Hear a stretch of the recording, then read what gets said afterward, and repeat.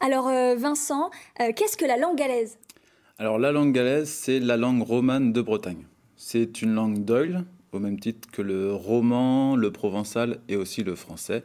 Donc elle tire son origine du latin populaire, apporté par les légionnaires romains lors de la conquête de la Gaule, entre 58 et 50 avant Jésus-Christ.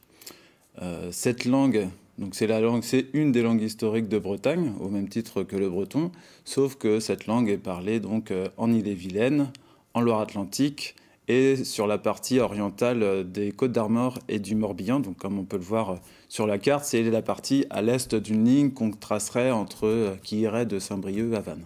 Alors vous parliez de casser les clichés. J'ai cru entendre que le gallo était du français déformé, du patois. Alors, je vais reprendre la définition de patois proposée par le dictionnaire Le Robert en 77.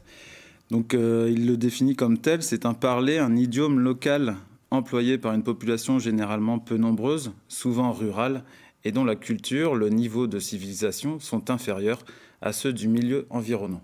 Donc, c'est une définition qui n'est pas du tout heureuse. Alors, elle a changé un petit peu avec les années, mais on y voit là une définition plutôt politique que linguistique. Alors c'est pas du patois, est-ce que c'est quand même du français déformé? Alors non, non, non. Prenons pour exemple le terme gallo chapiao, donc qui est la traduction galaise de chapeau au pluriel. Donc dans ce mot, on entend un son très particulier, le son yao, donc qui est une triphtongue et qui est un son très identifié dans la langue galaise. En plus de ça, le terme chapiao, c'est la forme plurielle du mot chapet. Donc on retrouve aussi ce système d'opposition dans les mots un coutais des coutiao, un batais des batiao et un chatais des chatiao aussi. Est-ce que cette règle fonctionne dans toute la Haute-Bretagne? Alors généralement, oui. Oui. Et je croyais que le gallo variait d'une commune à l'autre. Alors, pas vraiment. On constate plutôt un continuum linguistique. Donc, c'est vrai qu'il y a des variations au niveau de certaines formes de signification, mais en règle générale, il y a un continuum linguistique. La petite distinction, ce serait au niveau des variantes de prononciation. Par exemple, si on prend le mot moi, le mot français moi, il peut se dire en gallo ma, mais ou encore maille, et encore d'autres prononciations d'ailleurs. Prenons aussi le mot nuit, donc qui peut se dire de différentes manières en gallo, donc la neu, la neute, la nez, la neille. Alors par exemple, comment dit-on moi j'aime la nuit à Rennes ou à Saint-Brieuc? Alors autour de Rennes, on va dire humma la neute, et autour de Saint-Brieuc, on va plutôt dire hummai la nez. Et on voit là justement sur cette image, ça s'écrit pas vraiment comme ça se prononce. Alors c'est vrai que le J est plutôt inspiré. Voilà, donc c'est pour ça qu'il y a une petite distinction, Alors petite différence. donc la langue galaise ne fait pas que se parler, elle s'écrit aussi bel et bien.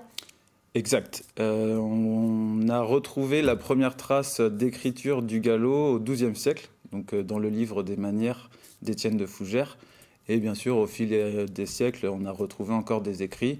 Jusqu'à aujourd'hui, on a des ouvrages en langue galaise, on a également des panneaux d'entrée de ville en langue galaise, et aussi les quarts.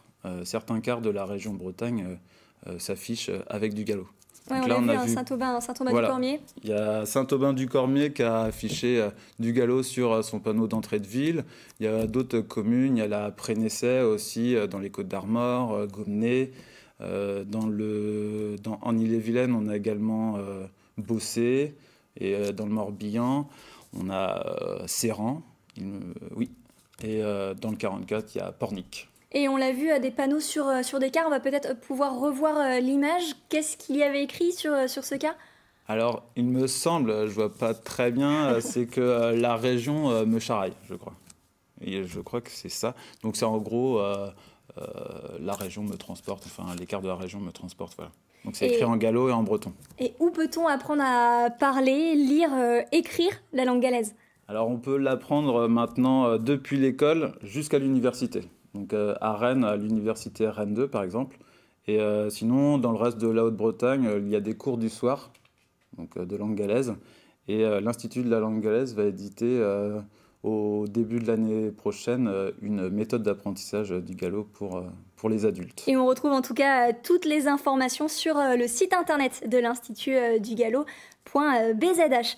Merci beaucoup Vincent Geffroy d'être venu ce soir pour cette toute première chronique pour nous expliquer. C'est bien, on a toutes les bases maintenant sur la langue galaise. On vous retrouve le mois prochain. Ce sera quoi le thème de la prochaine chronique ? Alors pour la prochaine chronique, on va apprendre à se dire bonjour en langue galaise.